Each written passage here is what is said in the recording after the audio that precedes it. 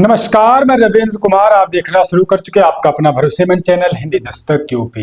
दोस्तों, वीडियो में आपने देखा, इस वीडियो में तमाम लोग हैं रात के अंधेरे में सर पर गमछा, जय भीम का नारा, हाथों में डंडा लेकर एक बाबा साहब डॉक्टर अम्बेडकर की एक बात याद आती है कि हक मांगने से नहीं मिलता है, हक को छीनना पड़ता है।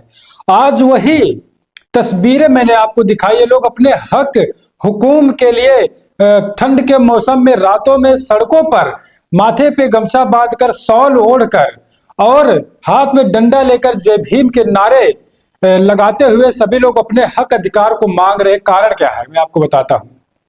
कारण है, आप जानते हैं कि विधानसभा चुनाव बिहार में हुआ और बिहार विधानसभा चुनाव में 2 फेज में चुनाव हुआ। 14 नवंबर को नतीजे आने थे, कल 14 नवंबर थी और कल नतीजे आ रहे थे तो ऐसे में बहुजन समाज पार्टी के प्रत्याशी, जो रामगढ़ के प्रत्याशी हैं, सतीश यादव उर्फ पिंटू, दोस्तों पूरी मजबूती के साथ चुनावी मैदान में थे। और कल काउंटिंग के दौरान सुबह से ही, पहले राउंड से ही काउंटिंग चल रही थी और एक काउंटिंग जो है 25 राउंड तक काउंटिंग होना था। और फर्स्ट काउंटिंग से ही सतीश यादव, जो बीएसपी के प्रत्याशी थे दोस्तों, वो कहीं न कहीं आगे जाते हुए नजर आ रहे थे। बीजेपी को, तमाम लोगों को उन्होंने पीछे छोड़ा और रुझान से ही वो आगे जाते जाते जाते जब तक रिजल्ट आया वो आगे ही रहे और आखिरी में फाइनली हुआ कि वो जीते। लेकिन उनके साथ बहुजन समाज पार्टी के साथ, बीएसपी पार्टी के साथ, आप समझिए कि प्रशासन क्या कुछ खेल कर रहा था। मैं आपको इसी वीडियो में बताऊंगा। बहुत बड़ा खुलासा मैं इस वीडियो में करूंगा। दोस्तों, आप जानते हैं बहुजन समाज पार्टी एक राष्ट्रीय लेवल की पार्टी है। उत्तर प्रदेश में बीएसपी का 4 बार शासन चला है और उत्तर प्रदेश में बीएसपी ने संवैधानिक तरीके से काम करके दिखाया है। और बहुजन समाज पार्टी के साथ इस तरीके से होना, ये कहीं न कहीं बीएसपी के राज्यसभा सांसद इसको बता रहे लोकतंत्र की हत्या की जा रही है। इस तरीके से मैं आपको बताऊं, जब पिंटू यादव जीत उनको दर्ज हुआ, उसके बाद दोस्तों उनको सर्टिफिकेट ही नहीं दिया जा रहा था। आप सोचिए, इस पर जब ये बात रामजी गौतम बीएसपी सांसद को पता चली, उन्होंने लिखा, स्क्रीन पर आप देखिए सबसे पहले, उसके बाद और मैं खुलासा इस वीडियो में करूंगा। उन्होंने लिख रहे हैं, कैमूर की रामगढ़ सीट जीतने के बाद भी वहां का प्रशासन हराने के लिए आमादा 123 वोट से जीतने के बाद भी दोबारा वोट काटे, फिर भी 38 वोट से जीत गए, लेकिन सर्टिफिकेट नहीं दे रहे हैं। पिछली बार भी रिकाउंटिंग में 161 वोट से हराया गया था, फिर वही करने जा रहे हैं। इलेक्शन कमीशन संज्ञान ले, इस तरह की धांधली ठीक नहीं, यह लोकतंत्र की हत्या है। तो आप समझिए, रामजी गौतम इस पर देखिए दोस्तों क्या कह रहे हैं कि जब पिंटू यादव जीत चुके थे, उसके बाद रिकाउंटिंग करवाई गई। फर्स्ट जब उन्होंने जीत हासिल की, 123 वोट से वो विजय हुए, जीत गए। उसके बाद चुनाव जो प्रक्रिया थी, वहां का प्रशासन रिकाउंटिंग करवाया, फिर से गिनती करवाया गया। उसके बाद भी 38 वोटों से पिंटू यादव दोबारा जीते। उसके बाद सर्टिफिकेट उनको नहीं दिया जा रहा था। दोस्तों, जब ये सर्टिफिकेट नहीं दिया जा रहा था तो कार्यकर्ताओं में रोष आया, कहीं एक नाराजगी आई, गुस्सा आया प्रशासन के प्रति। और प्रशासन भी उस समय दोस्तों लाठी डंडे उन लोगों पर बरसाने लगा। ऐसा पिंटू यादव खुद कह रहे हैं। मैं वीडियो आप देख लीजिए। जो लोग कल काउंटिंग में विलंब होने के कारण सड़कों पर उतरे, हजारों हजार लोग सड़कों पर उतरे, उन हजारों हजार लोगों में हजारों लोगों को चोटें आई, सर फटे, गंभीर रूप से घायल हुए। उन तमाम हमारे अभिभावक, नौजवान साथी, माताओं, बहनों के संघर्ष को मैं सलाम करता हूं। वीडियो आपने देखा। वीडियो में पिंटू यादव खुद कह रहे हैं दोस्तों, हजारों हजारों लोग संघर्ष कर रहे थे और हजारों हजारों लोगों के ऊपर लाठियां बरसी और चोटें आई, उनका सर फटा, चोट आई और रात के अंधेरे में इन्होंने देखा, इनको तकलीफ हुई। तो सोचिए कि प्रशासन रिकाउंटिंग करवा रहा है, उसके बाद फिर बीएसपी के प्रत्याशी जीत रहे हैं, उसके बाद बीएसपी के प्रत्याशी को सर्टिफिकेट जीत का नहीं दिया जा रहा है। तो आप समझिए कि बीएसपी से आज भी कितनी डर है लोगों को, क्योंकि उत्तर प्रदेश का शासन संवैधानिक तरीके से मायावती जी ने चलाया। तो हो सकता है कि लोग ना चाह रहे हो कि बसपा की कहीं सरकार बने, और अगर बनेगी तो संवैधानिक तरीके से काम करेगी, और संवैधानिक तरीके से काम करना लगता है लोगों को पसंद नहीं आता है दोस्तों। इसीलिए इस प्रकार से प्रशासन भी वहां का कर रहा है। उसके बाद ये कह रहे हैं रिकाउंटिंग में 161 वोट।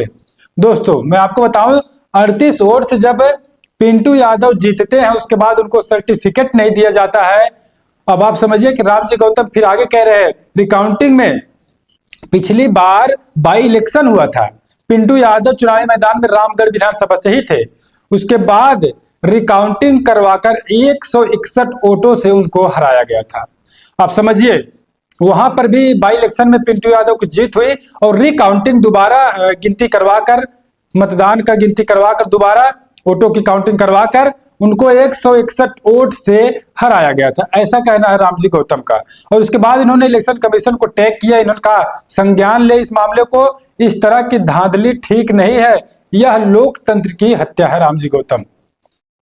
उसके बाद दोस्तों माहौल जब इस तरीके से गर्म होता हुआ नजर आया, प्रशासन वहां पर चार्ज करने लगी, लाठी चार्ज करने लगी, और बहुजन समाज पार्टी के कार्यकर्ता पूरी मजबूती के साथ वहां पर डटे नजर आए।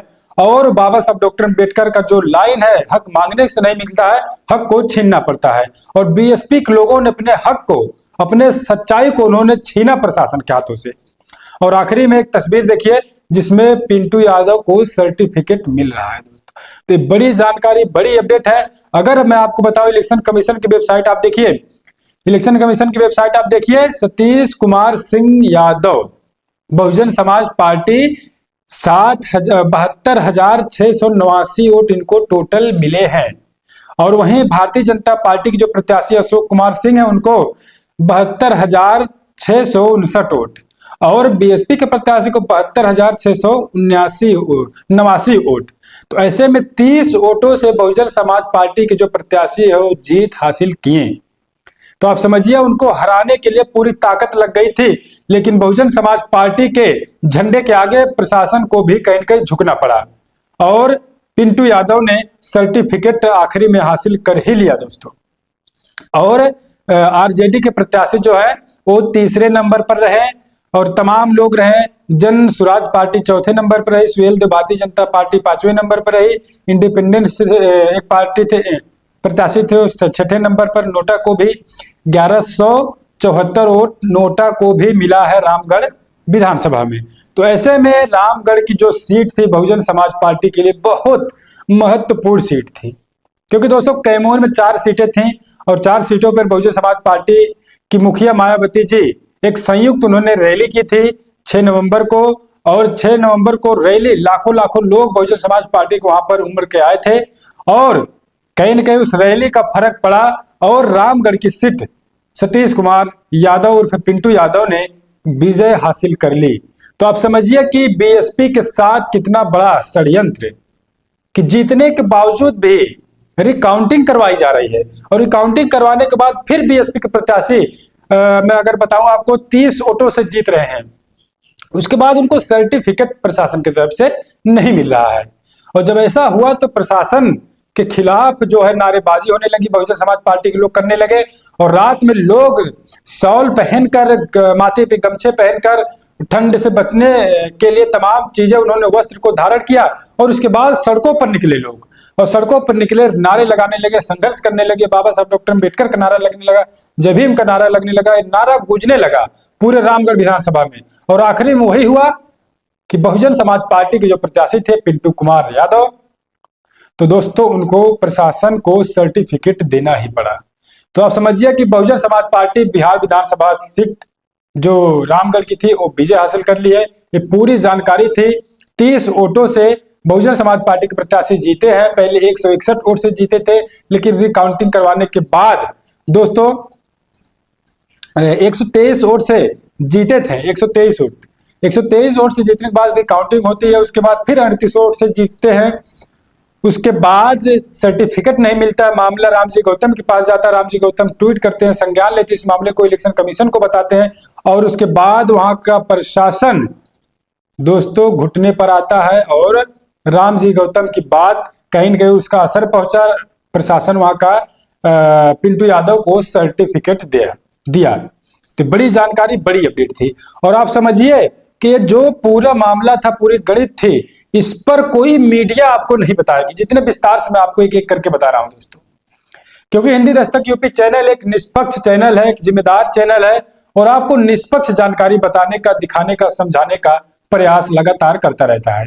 तो ऐसे में इतनी बड़ी घटना बहुजन समाज पार्टी के साथ हो रही है और मीडिया इस पर पूरी तरीके से खामोश है, पूरी तरीके से चुप है, तो कारण क्या है आप समझ सकते हैं। लेकिन हिंदी दस्तक यूपी चैनल आपको निष्पक्ष जानकारी बताएगा दोस्तों। इसीलिए बार बार मैं गुजारिश करता हूं, आप इस चैनल को जितना हो सके उतना सब्सक्राइब करिए और मजबूत करिए दोस्तों, ताकि गरीबों, शोषितों, बहुजनों की आवाज को ये चैनल मजबूती के साथ दिखाए और उनकी आवाज को उठाए। तो आप पूरी अपडेट पर क्या कुछ सोचते हैं, आप अपनी प्रतिक्रिया आपको दीजिएगा। क्या लगता है बहुजन समाज पार्टी का खाता बिहार में खुल चुका है? और जो भी अपडेट आएगी हम आपको दिखाने का प्रयास जरूर करेंगे। गुजारिश करेंगे आप चैनल को सब्सक्राइब करें, वीडियो को लाइक करें, बने रहें आप अपने चैनल हिंदी दस्तक यूपी पर।